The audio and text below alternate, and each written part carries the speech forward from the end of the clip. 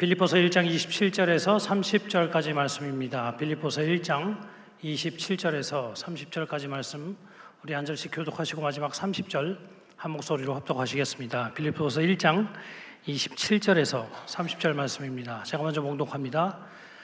오직 너희는 그리스도의 복음에 합당하게 생활하라. 이는 내가 너희에게 가보나 떠나 있으나 너희가 한 마음으로 서서 한 뜻으로 복음의 신앙을 위하여 협력하는 것과 무슨 일에든지 대적하는 자들 때문에 두려워하지 아니하는 이 일을 듣고자 함이라. 이것이 그들에게는 멸망의 증거요 너희에게는 구원의 증거니 이는 하나님께로부터 난 것이라. 그리스도를 위하여 너희에게 은혜를 주신 것은 다만 그를 믿을 뿐 아니라 또한 그를 위하여 고난도 받게 하려 하심이라. 너희에게 그와 같은 싸움이 있으니 너희가 내 안에서 본 바요 이제도 내 안에서 듣는 바니라. 아멘. 우리 잠시 기도하겠습니다. 좋으신 주님, 귀한 주일을 허락해 주시고 또 이렇게 예배자로 불러주시는 은혜를 감사드립니다. 또 주님 아버지, 무엇보다 우리에게 말씀하여 주시어서 하나님의 뜻을 분별하며 알 수 있게 기회 주심에 감사드립니다.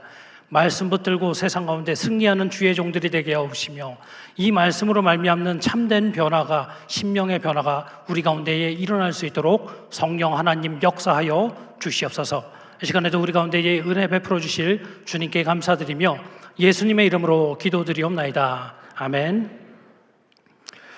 오늘 우리가 읽은 빌립보서 이 성경 말씀은 신학자이자 목회자인 바울 선생님이 빌립보 교회를 향해 쓴 편지입니다. 예수를 전하다가 이제 감옥에 갇혀 있었던 그였지만 빌립보 교회에 어려움이 생겼다라는 소식을 듣고 가만히 있을 수가 없어서 펜을 들고 그들을 향해서 사랑의 편지를 쓴 것입니다. 그래서 이것을 통하여서 그 교회 안에 있었던 어려움을 알려주고 또 그것을 어떻게 헤쳐나가야 되는지를 설명하고 있는 것을 오늘 볼 수가 있습니다. 특별히 그 당시 빌립보 교회에 이런 어려움이 있었다라고 합니다. 세 가지인데요. 외부의 핍박이 있었고요, 세상의 유혹이 있었고 또 내부의 분열이 있었다라고 합니다. 외부의 핍박, 세상의 유혹, 내부의 분열이 있었다라고 합니다. 이 소식을 듣고 나서 이제 바울이 생각한 거죠. 하나님의 뜻이 무엇인지를 전해야겠다라는 것을 생각하고 이렇게 편지를 쓴 게 바로 빌립보서 전체의 말씀이라는 것입니다. 오늘 이 말씀을 제가 고른 이유가 있습니다. 무엇이냐면 이것입니다. 2000년 전이 지난 지금이지만 사단 마귀가 동일하게 이 방법을 가지고 우리에게 공격을 하고 있고, 사단 마귀라는 그 존재가 여전히 2000년이 지난 지금에도 호산나 교회와 개개인을 이와 동일한 방법, 빌립보 교회를 공격했던 동일한 방법으로 공격하고 있는 것을 우리는 알고 있기 때문에 이 말씀을 가지고 나왔습니다. 왜 우리 성도님들 아시죠? 사단 마귀는 이미 패배했습니다. 믿으십니까? 사단 마귀는 이미 패배했습니다. 예수님께서 2000년 전에 십자가에서 못 박혀 돌아가심으로 인해서 그 뱀의 머리를 짓밟으심으로 인해서 치명타를 입고 이제는 겨우 목숨을 연명할 정도의 힘을 가지고 있는 게 사단 마귀입니다. 자, 그런데 사단 마귀 그냥 가만히 있지 않죠. 그럼에도 불구하고 세상 끝날까지, 예수님이 다시 오시는 그날까지 어떻게 하면 한 사람이라도 더 무너뜨릴 수 있을까? 어떻게 하면 이 하나님께서 세우신 이 교회를 흔들어 볼 수 있을까? 이 생각을 가지고 사단 마귀가 계속해서 꿈틀거리면서 일을 하고 있다는 것이죠. 그리고 그 일하는 방식이 참 사단 마귀가 단순하게도 2000년 전에 빌립보 교회에서 일했던 그 방식으로 우리 가운데 동일하게 일하고 있다는 것입니다. 그렇기 때문에 이 말씀을 통해서 우리가 생각해보고 얻고자 하는 것은 이것입니다. 첫 번째로는 우리 성도님들, 하나님이 주시는 위로를 받으셨으면 좋겠습니다. 우리가 받고 있는 핍박이나 유혹이나 이러한 분열, 이러한 것들이 하루 이틀의 일이 아닙니다. 세상 처음부터 예수님이 다시 오시는 그날까지 우리 가운데 이것이 계속해서 반복될 것이고 나에게만 일어나는 일이 아니라는 사실, 이것을 생각해 봄으로써 하나님이 주시는 위로가 우리 가운데 있어야 할 것입니다. 그리고 두 번째로 생각해 볼 것은 이것입니다. 과연 성경적인 대처법은 무엇인가? 이러한 어려움들이 분명히 생기게 되는데 하나님은 어떤 방식으로 이것을 해결하기를 원하시는가? 이것에 대해서 한번 생각해 보길 원합니다. 이 자리에 모이신 모든 성도님들, 하나님의 음성을 들으시고 그 음성 따라 살기를 다짐하는 모두가 되시기를 간절히 축복합니다. 먼저 바울 선생님이 첫 번째로는 이렇게 말씀을 합니다. 핍박이 있어도 두려워하지 말고 오히려 기뻐하라라고 이야기를 합니다. 핍박이 온다 할지라도 두려워하지 말고 오히려 기뻐하라라고 이야기를 합니다. 성경 28절 말씀을 우리 다 같이 한번 읽어보겠습니다. 28절 말씀입니다. 무슨 일에든지 대적하는 자들 때문에 두려워하지 아니하는 이 일을 듣고자 함이라. 이것이 그들에게는 멸망의 증거요 너희에게는 구원의 증거니 이는 하나님께로부터 난 것이라. 아멘. 우리 성도님들, 외부의 핍박, 예수님을 믿는 사람들을 향한 핍박, 이게 시작된 거 혹시 좀 느끼고 계십니까? 혹시 하나도 못 느끼겠다 이러면은 한번 성도의 삶을 어떻게 사는지 좀 돌아보시긴 하셔야 될 것 같습니다. 여러분들, 우리 성도로 정말 성경적으로 살려고 했을 때에 세상의 핍박이 점점 늘어나는 것을 볼 수 있습니다. 특별히 이번에 해운대 집회 우리가 갔었죠. 해운대 집회 성도님들 많이 참여하셨고, 특별히 우리 청년들도 가서 청년 젊은이 1부, 2부, 3부 다 가가지고 거기에서 봉사를 이렇게 했습니다. 자, 그런데 가기 전에 젊은이 2부를 섬기고 계시는 조상신 목사님께서 교역자 톡에 이런 기도 요청을 올리셨습니다. 첫 번째로는 날이 더운데 건강할 수 있도록 기도해 주세요 라고 하고, 두 번째 기도 제목을 또 올리셨는데 제가 조금 읽는데 마음이 아팠습니다. 이렇게 올리셨습니다. 오고 가며 사람들이 욕을 많이 할 텐데 상처받지 않도록 기도를 부탁드립니다 라고 이야기를 하시더라고요. 저는 이거 보면서 설마 욕하는 사람이 있을까, 문화인들이 그럴까라고 저는 설마 했는데 목사님께서 그러시더라고요. 정말 욕하는 사람들이 있다고. 왜 이 좋은 주말에 길을 다 막아놓고 해수욕장에서 이렇게 시끄럽게 집회를 하냐면서 욕하는 사람들이 많이 있다라고 이렇게 이야기를 하는 것을 들을 수가 있었습니다. 자, 그런데 성도님들, 이게 아니더라도 성도님들, 우리나라의 분위기 지금 잘 아시리라 믿습니다. 이 반기독교적인 이런 분위기들, 예수님 믿는 사람들에 대한 반감들, 또 예수님, 또 예수쟁이라는 비하하는 발언을 통해서 겉으로는 표현하지 않지만 속으로 욕하는 사람들이 정말 많이 있는 것을 봅니다. 특별히 요즘 젊은 분들은 회사 같은 데 가서 내가 교회 다닙니다라는 것을 커밍아웃 하려고 용기를 내야 될 정도로 사람들의 인식들, 기독교를 향한 그러한 마음들이 좋지 않다라고 합니다. 그리고 여기 혹시 자녀들 중에서, 다 큰 자녀들 중에서 혹시 교회를 안 다니시는 분들이 있습니까? 그분들 엄마 아빠 상처받을까 봐 말은 안 하지만 마음속에 이런 마음이 있을 수 있습니다. 나는 가고 싶지 않아, 저런 기독교 믿고 싶지 않아 라고 생각해서 교회 다니지 않는 사람들이 상당히 많이 있다라는 것이죠. 그런데 성도님들, 이게 참 안 좋은 소식을 전해드려서 좀 그렇지만 이러한 분위기는 앞으로 점점 더 심해질 겁니다. 더 험악해질 것이고요. 그리스도인들을 향한 핍박이 점점 더 강해질 것입니다. 그것이 성경에서 말하고 있고 역사가 우리 가운데서 말하고 있습니다.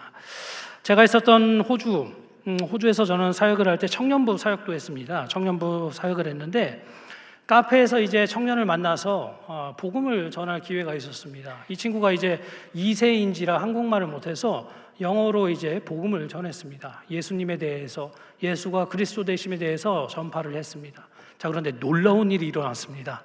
무슨 일이 일어난 줄 아시나요? 이 청년이 회심을 했을까요? 아닙니다. 제 말을 들은 뒤에 앉아 있었던 백인 할머니 두 분이서 갑자기 저를 부르는 겁니다. 이게 영어로 excuse me 그러면서 이렇게 부르는 겁니다. 이게 좀 기분 나쁜 excuse me거든요. 기분 나쁜 실례합니다입니다. 실례합니다 그러면서 저를 부르는 겁니다. 그러더니 저한테 그러더라고요. 나 이 카페에서 예수님에 대해서 말하는 거 듣고 싶지 않아. 그러면서 저한테 소리를 치더라고요. 우리나라도 멀지 않은 것 같습니다. 차별금지법이나 이런 것들을 통해서 정말 이러한 것들이 멀지 않은 것 같고요. 사회의 분위기 보면 아시잖아요. 이런 것들이 저희 때는 좀 나을 수 있지만 우리 자녀 때나 자녀의 자녀 때나 아니면 정말 예수님이 바로 오시는 바로 그 직전에는 정말 핍박하는 일, 사람을 잡아 감옥에 넣는 일까지 있지 않을까라고 생각이 듭니다. 근데 여러분들 아시죠? 호주라는 나라, 정말 우리나라에 선교사를 보냈던 나라였음에도 불구하고 이렇게 됐다는 것, 우리도 이렇게 될 수 있다는 것입니다. 이러한 반기독교적인 분위기, 빌립보 교회도 비슷했던 것입니다. 교회를 향한 핍박이 어마어마했습니다. 그들은 어떻게 보면 우리보다 더 심한 핍박을 받았습니다. 감옥에 끌려갔거든요. 특별히 로마라는 그 빌립보라는 지역을 생각하면은 왜 이런 일이 일어났나 또 이렇게 좀 유추해 볼 수가 있는데요. 빌립보라는 지역은 퇴역 군인들이 있었던 곳입니다. 로마의 군인들이 이제 열심히 나라를 위해서 봉사하고 헌신하다가 이제 은퇴하고 간 곳이 빌립보라는 지역입니다. 그래서 군인 출신들이 많았겠죠. 그런데 한번 상상해 보십시오. 그렇게 로마를 향해서 충성하던 사람들이 모여 있는 곳에서 이제 복음을 전한답시고 예수만이 그리스도십니다. 예수만이 주님이십니다. 왕이십니다. 라고 외치니까 로마 사람들이 화가 난 겁니다. 빌립보 사람들이. 이거는 신성모독 아니냐? 로마를 이거는 무시하는 거 아니냐라고 해서 사람들을 핍박하기 시작했던 것입니다. 그래서 빌립보 교회에 있었던 사람들을 잡아서 옥에 넣는 일들, 때리는 일들, 이런 것들이 진행됐다라는 것이죠. 그래서 이 상황을 경험한 바울이 오늘 말씀에 권면하는 것입니다. 첫 번째, 너네가 이렇게 해야 돼 라고 하면서 대처법을 알려주신대요. 이렇게 이야기를 합니다. 두려워하지 마 라고 이야기를 합니다. 두려워하지 마. 그러한 핍박이 온다 할지라도, 외부의 공격이 있다 할지라도 두려워하지 마. 왜냐하면 이것이 그들에게는 멸망의 증거이며 너희에게는 구원의 증거이기 때문에 두려워할 게 없어 라고 이야기를 합니다. 자, 이거 읽는데 이해가 조금 이렇게 어려울 수도 있습니다. 이게 무슨 말이야 라고 생각이 들 수도 있습니다. 그래서 제가 운동의 비유를 가지고 좀 설명을 드리겠습니다. 저는 축구를 상당히 좋아합니다. 자, 축구를 하는데 갑자기 후반전 40분이 된 겁니다. 거의 끝날 때가 된 거예요. 그런데 갑자기 상대방 선수들이 갑자기 나를 에워싸는 겁니다. 저를 2명, 3명이 갑자기 저를 에워싸고 저를 잡아당기기 시작하고 뒤에서 욕하기 시작하고 막 안 보이는 데서 막 주먹으로 때리고 막 이렇게 한다라고 한번 상상을 해보십시오. 처음에는 이게 무슨 일이지? 왜 이렇게 하지? 왜 이런 반칙을 하지? 라는 생각이 들 수도 있을 것입니다. 그런데 한편으로는 찬찬히 생각해 보면 이런 생각이 들 수도 있죠. 기뻐해야 된다. 왜냐하면은 이게 그들이 이제는 궁지에 몰렸구나. 이제는 끝이라 생각해서 또 내가 정말 위협적인 존재라 생각해서 이들이 이렇게 하는구나 라고 생각하면서 기뻐할 수 있다는 것이죠. 바울이 말하는 게 그겁니다. 예수님을 믿지 않는 사람들이 나를 공격하며 심지어 핍박한다, 옥에 가두고 때린다, 사단 마귀가 나를 공격하고 있다. 이것은 내가 확실히 하나님 편에 있다라는 증거임과 동시에 적인 사단 마귀가 나를 위협적인 존재로 느끼고 본인도 이제 끝났구나라고 생각하기 때문에 이렇게 행동한다라는 것입니다. 그래서 바울이 말하는 것이죠. 두려워할 거 없어. 끝났어. 기뻐해 오히려 라고 이야기를 하는 것입니다. 이러한 상황에 대해서 예수님도 제자들을 모아놓고 말씀하셨습니다. 산상수훈에 보면 마태복음 5장 10절에서 12절 말씀에 이렇게 기록이 되어 있습니다. 우리 마태복음 5장 10절에서 12절 말씀을 우리 한 목소리로 함께 읽겠습니다. 의를 위하여 박해를 받는 자는 복이 있나니 천국이 그들의 것임이라.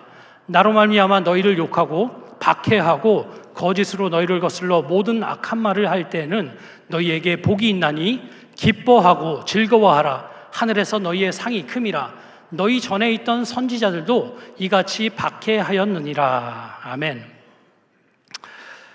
예수님 믿는다라는 게 쉬운 일이 아닙니다. 예전에는 정말 쉬운 것 같았지만 점점 어려워질 것입니다. 넓은 문이고 넓은 길이었던 것 같지만 실제로는 정말 좁은 길이고 좁은 문이라고 이야기를 합니다. 아마 우리 말씀드렸다시피 다음 세대는 예수님 믿는 것들이 정말 어려워질 것이고 실제적인 핍박이 그들 가운데 있을 것입니다. 그런데 예수님께서 말씀하시죠. 그런데 기뻐하고 즐거워하라. 하늘의 상이 큽니다라고 이야기를 하면서 신앙의 선배님들, 수없이 많은 선지자들과 성경에 나와 있는 인물들이 이미 그 길을 갔다라고 이야기를 하고 계시는 것이죠. 혼자가 아니라는 것입니다. 이 자리에 계신 모든 성도님들, 이 말씀을 생각해 보시길 바랍니다. 핍박이 있을 겁니다. 정말 참 그리스도인으로 살려고 하면은 핍박이 있을 수밖에 없습니다. 왜냐하면 세상과 대치될 수밖에 없기 때문이죠. 이러한 협박과 핍박이 올 때 한편으로는 이런 생각이 들 수 있습니다. 나 어떡하지? 나 망하게 되는 건가? 라는 생각. 왜 나를 이렇게 공격하지? 당황스러운 마음이 들 수도 있습니다. 하지만 그럼에도 불구하고 우리는 두려워할 필요가 없다라는 것입니다. 왜 그러냐면 예수님이 이미 십자가에서 승리를 하셨고 이미 사단 마귀의 모든 사역은 끝을 향해 치닫아 가고 있기 때문입니다. 아무리 그 사단 마귀가 우리를 공격하고 우리를 방해한다 할지라도 하나님께서 이미 이루어 두신 그 승리는 절대 변하지 않기 때문에 우리가 두려워할 필요가 없는 거죠. 정말 후반전 45분, 축구로 따지면 후반전 이제 45분이 지나서 lose time, 그러니까 정말 이제 한 3분 남은 겁니다. 여기서 아무리 우리를 핍박하고 상대방이 우리를 공격한다 할지라도 결과는 변하지를 않습니다. 예수님이 이미 승리하셨다니까요. 그렇기 때문에 우리는 이러한 핍박이 온다 할지라도 정말 두려워할 필요가 없이 오히려 기뻐하는, 승리가 멀지 않았구나, 정말 우리가 얻을 수 있는 승리가 눈앞이구나라는 것을 생각하면서 기뻐하는 신앙이 우리 가운데 있어야 한다라는 것이죠. 이 자리에 계신 성도님들, 혹시 어려움을 당하고 계십니까? 예수님 믿는 것 때문에 직장에서 어려움을, 불이익을 당하십니까? 예수님 믿는 것 때문에 가정에서 어려움이 있으십니까? 두려워하지 마십시오. 기뻐하고 즐거워하십시오. 하늘에서 여러분들의 상이 큽니다. 바울 선생님이 말씀하신 것, 어떠한 핍박이 온다 할지라도 두려워하지 말고 기뻐하라 말씀하신 이 말씀을 마음판에 새기는 성도님들이 되시기를 간절히 축복합니다. 두 번째로 바울은 이렇게 또 말씀합니다. 유혹이 온다 할지라도 그리스도인으로서의 품위를 잃지 말아라 라고 이야기를 합니다. 유혹이, 세상 유혹이 있다 할지라도 그리스도인으로서의 품위를 절대로 잊지 말아라 라고 이야기를 합니다. 27절 전반절 우리 다 같이 한번 읽어보겠습니다. 오직 너희는 그리스도의 복음에 합당하게 생활하라 라고 이야기를 합니다. 오직 너희는 그리스도의 복음에 합당하게 생활하라. 말씀드렸다시피 외부의 핍박이 어마어마합니다. 예수님 못 믿게 하는 핍박들이 있습니다. 그런데 그에 못지않게 아주 부드럽게 우리를 하나님으로부터 떠나게 하는 유혹들도 만만치가 않습니다. 왜 그거 있잖아요. 강하게 끌다가 안 되면 부드러운 방법을 합니다. 사단 마귀가 사람 한 사람을 그렇게 유혹하고 있다는 것이죠. 제가 어렸을 때만 해도 놀이거리가 그렇게 많지 않았습니다. 교회에 가서 놀고 밖에 나가서 술래잡기 하고 놀고 애들하고 운동하고 놀고 그러는데 요즘 아시죠? 젊은 아이들, 우리 어린 아이들 보면은 인터넷, PC방, 노래방, 기타 등등 엄청나게 놀이거리들이 많은 것을 볼 수 있습니다. 하나님의 명령, 이거는 어린 아이들뿐만이 아니라 어른들도 똑같습니다. 하나님의 명령을 어기게 하는 수없이 많은 매개체들이 있는 것을 볼 수 있습니다. 왜 요즘 이런 이야기가 있더라고요. 주 5일제잖아요, 지금. 주 4일제도 도입해보자라는 움직임들이 있더라고요. 좋긴 하겠죠. 그런데 우리 성도님들, 저는 한편으로 걱정이 됩니다. 주 5일제 도입할 때도 이것 때문에 주일 성수하는 사람들이 힘들어질 텐데, 유혹이 있을 텐데 라고 해서 막았는데, 상상해 보십시오. 주 4일째 사람들이 아마 여기 절반은 아마 캠핑 가 계실 수도 있을 것 같습니다. 어쨌든 이러한 세상의 유혹들, 우리를 살짝 꿰어서 하나님으로부터 멀어지게 하는 이러한 움직임들이 점점 심해질 걸로 예상을 합니다. 근데 2000년 전에 빌립보 교회도 비슷했습니다. 빌립보 지역, 이 지역도 부자 동네였다라고 합니다. 정말 풍족한 동네였대요. 주변에 그 큰 금광이 있었기 때문에 사람들이 부자로 살았고, 그 증거가 또 뭐가 있냐면 루디아라는 자주장사 아시죠? 루디아가 빌립보 지역에 있었습니다. 그 당시 자주 색깔이 있는 옷을 입은 것은 부자라는 의미였다라고 합니다. 여기 부자분들이 많이 계시는데요. 그 명품 샵이 있는 것처럼 자주 옷감을 파는 곳이 빌립보였다라는 것이죠. 그만큼 풍족한 도시였다라고 합니다. 그리고 우리 로마 문화 너무나도 잘 알고 계시리라 믿습니다. 우리 성적인 타락 어마어마했죠. 어떻게 하면 그 쾌락을 극대화시킬 수 있을까? 즐기면서 살 수 있을까? 거기에 혈안이 돼 있던 사람들이 로마인들이었습니다. 그렇기 때문에 빌립보 지역은 그 쾌락과 유혹이 엄청났다라는 것이죠. 이러한 상황을 알고 있었던 바울 선생님, 그래서 두 번째 대처법을 알려주고 계시는 것입니다. 무엇이냐면 그게 오직 너희는 그리스도의 복음에 합당히 생활하라라고 이야기를 합니다.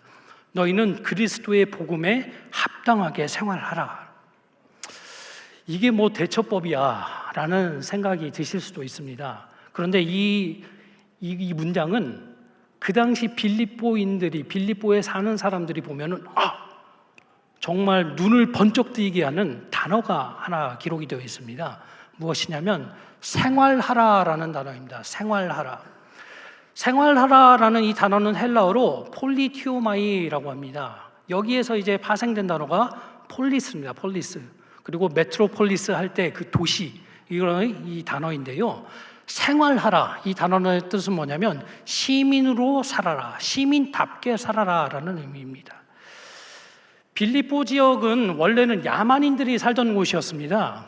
그런데 이제 시간이 지나서 로마의 지배하에서 시간이 지나고 도시화를 시켰고 퇴역 군인들이 거기 가서 살면서 오랜 시간에 걸쳐서 도시화를 만들었고 그리고 사람들이 거기 그 도시에서 살았다라고 합니다. 그래서 이 사이 빌립보에 살았던 사람들이 마음속에 가지고 있었던 자긍심이 있었는데요. 뭐냐면 나는 빌립보 시민이야 라는 자긍심이었습니다. 주변에는 정말 수없이 많은 야만인들이 있지만 나는 저 야만인들과는 달라. 나는 문화 시민이야. 나는 빌립보 시민이야 라고 할 때 저 폴리티오마이라는 단어를 사용했다라는 것이죠. 근데 바울이 지금 이 단어를 사용해서 누구에게 말하고 있는 것일까요? 빌립보 교인들에게 말하고 있는 것입니다.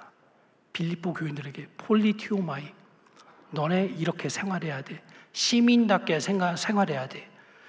무슨 뜻일까요? 너네 천국 백성이잖아. 너네 하나님 나라 백성이잖아. 주변에 믿지 않는 사람들, 예수 그리스도 밖에 있는 사람들을 보면서 그 사람들을 보면서 저 야만인들, 나는 저 사람들과 똑같이 행동할 수 없어 라고 빌립보 사람들이 하듯이 성도들도 그리스도인들도 그런 자긍심을 가져야 돼. 절대로 꺾일 수 없어. 아무리 즐거워 보이는 거라 할지라도 내가 저렇게 천박한 것을 할 수 없어. 나는 천국 시민이기 때문에 이 마음을 가지라는 의미에서 지금 이 단어를 사용해서 권면하고 있는 것이죠. 생활하라. 최영준 원로 목사님이 예배 마치실 때마다 하셨던 기도 혹시 기억나십니까? 우리는 이 땅에 발을 딛고 살지만 이 땅에 속한 사람은 아무도 없습니다 라고 이야기를 하십니다. 무슨 뜻인지 아시죠? 우리는 지금 이 나라에 대한민국 2024년 이 시간에 살고 있지만 대한민국 국민인 것 같지만 우리의 시민권은 어디에 있다라는 겁니까? 천국에 있다라는 것입니다. 예수님을 믿는 사람들은 아무도 예외가 없습니다. 모두가 천국 시민권을 가진 사람들입니다. 그렇기 때문에 바울 선생님이 그 단어를 가지고 말씀하시는 거예요. 너 천국 시민이야. 사람들 보면서 물론 즐거워 보일 수도 있고 재밌어 보일 수도 있고 한번 해보고 싶은 마음이 들 수도 있지만 빌립보 사람들이 보면서 천박해, 야만인들 하는 것처럼 너네 그리스도인들도 그렇게 생각해야 돼. 지금 그렇게 말씀하고 있는 것입니다. 우리를 유혹하는 수없이 많은 것들이 있을 겁니다. 즐거운 것들, 사람의 이런 쾌락과 즐거움을 극대화시킬 수 있는 게임들과 수없이 많은 것들이 앞으로 나오게 될 것입니다. 성도님들 그런 것들을 볼 때 어떻게 해야 될까요? 외부의 유혹들 보면서 한번 해볼까? 그런 생각이 들 수도 있습니다. 하지만 진정한 그리스도인이라면 그리스도의 복음에 합당하게 생활해야 돼. 나는 천국 시민이야 라는 생각을 가지고 저런 천박한 것들 내가 가까이 하지 않겠어 라는 마음을 가지고 살아가야 한다라는 것이죠. 이 자리에 계신 모든 성도님들 이것을 잘 지켜내실 수 있기를 간절히 축복합니다. 세상에 어떠한 유혹이 온다 할지라도 우리는 그리스도인이기 때문에 그 품격을 잃지 않았으면 좋겠어요. 세상 사람들과 똑같이 먹고 자고 즐기는 데에 그냥 힘쓰는 게 아니라 품위를 잃지 않는 그리스도인이 되었으면 좋겠습니다. 그래야지 우리가 이 세상 가운데서 승리하며 그리스도인으로서 살아낼 수 있을 것입니다. 세 번째 마지막입니다. 바울 선생님이 또 우리에게 권면한 게 있습니다. 이것입니다. 분열되지 말고 함께 서서 협력하십시오라고 이야기를 합니다. 분열되지 말고 함께 서서 협력하십시오라고 이야기를 합니다. 27절 하반절을 함께 읽어보겠습니다. 시작. 한 마음으로 서서 한 뜻으로 복음의 신앙을 위하여 협력하는 것과. 바울 선생님이 빌립보 교회를 향해서 내가 이런 것들을 듣기 원한다라고 이야기를 하고 있죠. 참 분열이 쉽지 않은 것 같습니다. 특별히 대한민국의 역사, 분열의 역사라 해도 과언이 아닌 것 같습니다. 남과 북, 동과 서와 동, 세대 차이, 남자와 여자 모두가 분열되는 상황을 우리가 경험하고 있습니다. 그런데 우리 성도님들 아시죠? 교회 안에서도 분열이 어마어마합니다. 교회 안에서도. 제가 참고로 신혼부부를 사역을 하다가 일반 교구로 가고 지금은 이제 담임 목사님 목회비서를 감당을 하고 있습니다. 신혼부부에서 이제 일반 교구로 올라갔을 때의 어려움들을 이렇게 토로합니다. 정말 이해가 됩니다. 와, 정말 이런 어려움이 있겠구나라는 생각이 듭니다. 근데 일반 교구에 가서 우리 성도님들 또 우리 순장님들의 이야기를 들으면은 정말 이해가 된다. 어려움이 있구나라는 것이 이해가 됩니다. 젊은 사람들, 젊은 세대와 또 어르신 세대가 하나가 되지 못하고 있습니다. 또 그것뿐만이 아닙니다. 우리 교회 안에서의 정치적인 성향 때문에 얼마나 많이 나뉘고 있습니까? 어떤 분들은 그러시더라고요. 우리 다락방 가면은 순장님이 자꾸 자기 정치 성향과 맞지 않는 문자를 자꾸 보내가지고 너무 힘들다고. 그래서 본인은 그냥 주일 예배만 드리고 가겠다라고 하시는 분들도 볼 수가 있었습니다. 이만큼 교회라는 것도 우리 가운데서 분열이 이루어지고 있다라는 것을 보여주고 있는 것이죠. 빌립보 교회도 비슷했거든요. 외부의 핍박과 유혹도 문제였지만 그 안에서 일어났던 분열도 만만치가 않았다고 합니다. 빌립보서 전체를 읽어보면 신학적인 이제 이슈가 있었던 거예요. 서로가 동의하지 못하는 또 다른 관점으로 보는 그러한 어려움들이 있었는데 이 논쟁으로 인해서 사람들이 나눠진 겁니다. 나는 여기 파, 나는 여기 파, 나눠진 겁니다. 그렇기 때문에 바울이 권면한 것이죠. 한 마음이 돼야 돼, 한 뜻이 돼야 돼. 그리고 이게 얼마나 간절했으면 빌립보서 2장 1절에서 2절 말씀에서도 비슷한 맥락으로 이렇게 이야기를 합니다. 그러므로 그리스도 안에 무슨 권면이나 사랑의 무슨 위로나 성령의 무슨 교제나 긍휼이나 자비가 있거든. 이게 무슨 뜻이냐면 너네 예수님 믿고 이런 유익들이 있잖아. 예수님 믿고 위로받고 있지. 너네들 이런 것들을 받고 있지. 그렇다면 하면서 2절을 말하죠. 마음을 같이하여 같은 사랑을 가지고 뜻을 합하여 한 마음을 품어야 된다라고 이야기를 합니다. 그만큼 빌립보 교회가 나뉘어졌다라는 것이죠. 그러면서 그렇다면 과연 어떻게 해야 되는가? 그 대처법을 마지막으로 알려줍니다. 그것은 무엇이냐면 같이 서서 협력해야 돼. 같이 서서 협력해야 돼. 이렇게 말을 합니다. 먼저 이 두 가지 단어에 좀 주목했으면 좋겠습니다. 먼저 서서라는 단어가 있습니다. 스테코라는 단어 있는데 이게 군사 용어라고 합니다. 그러니까 아마 빌립보 사람들이 아마 잘 깨달았겠죠. 군사 용어로서 굳게 서다라는 뜻을 가지고 있는데 왜 우리 로마 영화 같은 것들을 보면 로마 군인들이 다 같이 일렬로 서서 방패를 가지고 다 함께 굳게 서서 막고 있는 장면 혹시 아십니까? 뒤에서는 활을 쏘고 이렇게 창을 던지고 이런 것들, 이때 서 있는 것, 버티고 서 있는 걸 이거를 굳게 서서라고 합니다. 그런데 바울이 이걸 말하는 것이죠. 아무리 그러한 공격이 온다 할지라도 외부의 핍박과 또 내부의 분열이 일어난다 해도 우리 굳게 서서 그것을 잘 막아야 돼 라고 이야기를 합니다. 그리고 나서 이제 두 번째로 말하는 것은 이것입니다. 협력해야 된다라고 이야기를 합니다. 협력하는 것, 이것은 시나들레오라는 단어입니다. 이것은 운동 용어입니다. 운동 용어. 힘을 같이 하다, 한 팀이 된다라는 뜻입니다. 한 팀이 된다.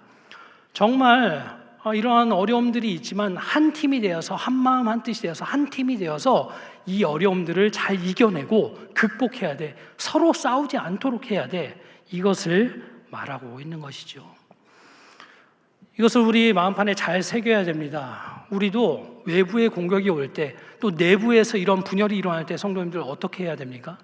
잘 버티셔야 됩니다. 이러한 일들이 우리 가운데 일어나서 이 교회가 쪼개지지 않도록 잘 버티셔야 되고요. 또 더 나아가서 우리 가운데 가져야 되는 생각은 우리가 한 팀이라는 것. 이 교회에 있는 모든 사람들, 또 예수를 그리스도라고 고백하는 모든 교회가 한 팀이라는 사실을 잊지 않고 우리가 한 팀으로서 경기를 해야 된다라는 것입니다. 우리 가운데 혹시 이런 분열되게 하는 것들, 한 팀으로서 분열되게 하는 것들이 있지 않나 늘 돌아봐야 하는 것이죠. 그런 의미에서 조심스럽게 정말 말씀드리는 게 있습니다. 이번에 10월 27일에 있는 연합 예배에 대해서 이렇게 교회 안에서, 교회 밖에서도 이제 신학자들, 우리 교수님들 사이에서도, 교인분들 사이에서도 이런 어려움들, 이제 파가 나뉘고 있는 것을 볼 수가 있습니다. 어떤 분들은 우리가 꼭 그 자리에 가서 예배를 해야 됩니다. 어떤 분들은 왜 굳이 거기까지 가서 해야 되느냐? 여기서 해야 된다. 주일 예배도 중요하다라고 하면서 이렇게 파가 나뉘어 있는 것을 볼 수가 있습니다. 근데 성도님들, 정말 그것을 보면서 우리 목회자들은 마음이 너무 아픕니다. 왜 그렇습니까? 그걸로 인해서 교회가 나뉘면 안 되잖아요. 그러한 자신의 어떤 본인이 하고 싶은 것도 아니면은 이런 어떤 방침에 의해서 예수님께서 피값 주고 사신 이 교회가 나뉘면 안 되는 거 아닙니까? 서로 다른 의견이 있을 수 있고 서로 다른 생각이 있을 수 있기 때문에 서로를 존중하면서 이 일을 해야 되는 게 교회인데, 서로 다투면서 누가 옳다, 누가 나쁘다 이렇게 손가락질하는 것은 하나님께서 정말 원치 않는다라는 것이죠. 예수님이 피값 주고 사신 이 교회에 대해서 잘 생각해 보시길 원합니다. 그 광화문에 가고 안 가고 그걸로 사람들을 판단할 수 없습니다. 당연히 가서 그러한 악법들을 위해서 함께 기도해야 되는 건 성도의 마땅한 도리이고, 그러한 악법들이 패스되지 않도록 열심히 간절히 기도해야 되는 게 맞습니다. 하지만 그곳에 가서 하든지 여기서 하는지에 대해서는 그거는 하나님께서 자유로 맡겨주셨다는 것이죠. 특별히 보십시오. 아까도 말씀드렸죠. 한 팀이라는 거, 협력한다라는 그 단어 말씀드렸죠. 그 단어, 축구를 보면은 정말 수없이 많은 포지션들이 있습니다. 어떤 사람들은 골키퍼를 하고요, 어떤 사람들은 수비수로 뛰고요, 어떤 사람은 미드필더로 뛰고요, 어떤 사람은 공격수로 뜁니다. 공격수 중에서도 스트라이커와 윙어로 나뉘고 이거 얘기하면 한도 끝도 없을 것 같습니다. 그런데 여러분들 무슨 뜻인 줄 아나요? 그만큼 다양한 포지션이 있다는 것. 그리고 이 세계에는 우리가 알지 못하는 정말 다양한 교회, 하나님께서 세우신 여러 가지의 교회, 한 모양만 있는 것이 아니라 정말 다양한 모양의 교회가 있다는 것을 지금 우리에게 말씀하는 것이죠. 교회가 무조건 똑같은 모습을 보여야 되는 건 아닙니다. 한 뜻을 가져야 됩니다. 이러한 악법이 통과되지 않도록 당연히 기도하고 나아가야 됩니다. 하지만 그것을 위해서 다른 방법을 취할 수도 있는 것, 여러 가지 방법을 할 수도 있는 것이 우리 교회라고 이야기를 하는 것이죠.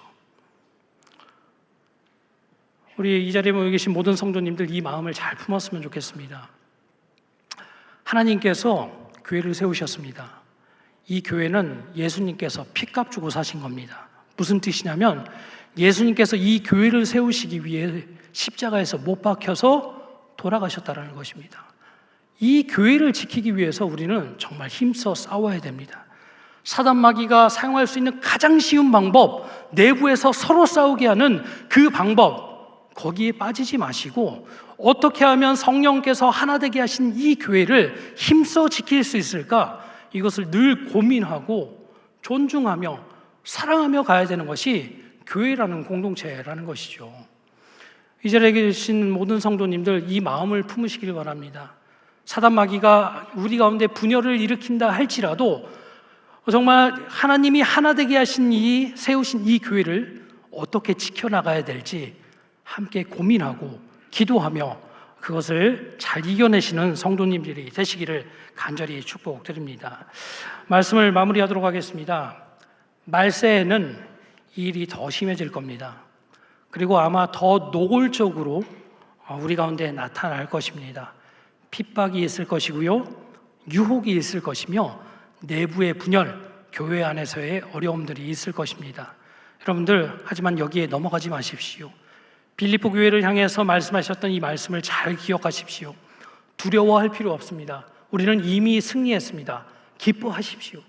어떠한 유혹이 온다 할지라도 정말 나는 저런 비천한 것들과 나는 함께할 수 없어 라는 생각을 가지고 자신감, 자긍심 가지고 승리하십시오. 하나님 나라의 자긍심을 가지고 살아가십시오. 세 번째, 우리 가운데 분열이 일어날 때에 한 팀이 되어서 하나님께서 기뻐하시는 교회를 온전히 세워나가기에 부족함이 없는 성도님들이 되시기를 주님의 이름으로 간절히 축복드립니다. 말씀을 생각하면서 잠시 기도하는 시간을 갖겠습니다.